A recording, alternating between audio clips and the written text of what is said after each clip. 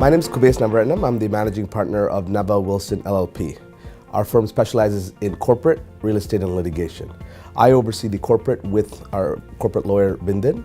Before I started with Nava Wilson LLP, I was in-house counsel for Ideal Developments, and before that I worked as the litigator at the Office of the Public Guardian, a branch of the Ministry of the Attorney General. As of recently, we've had a new partner join, Malia Wilson, who was the former Assistant Deputy Attorney General of Ontario for civil litigation. And then when she joined, we changed our name to Nava Wilson, and now we're even bigger and stronger with much more experience now that we have a third department of litigation. So originally we're corporate and real estate as the powerhouses, and now with litigation on top where we have those three as the base foundation. I think young entrepreneurs, the most important thing is to have vision and resilience through that vision. Startups are the hardest first few years of any type of job, and to have your vision and keep it sustaining throughout tough times is probably the hardest thing to do. So I think vision and resilience are the most important things for entrepreneurs. We've worked with many of the Launchpad teams. Me and Kubes have had the opportunity to see the bright minds up and coming with such passion in what they're doing and such motivation.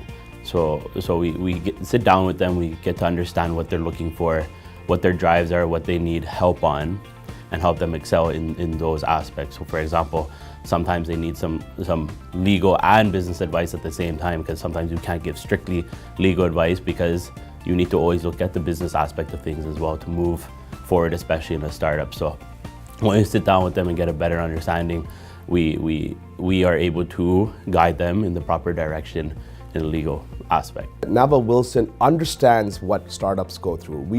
We consider ourselves our startups as well. We're growing into a large firm in the same way a small company goes into a large company.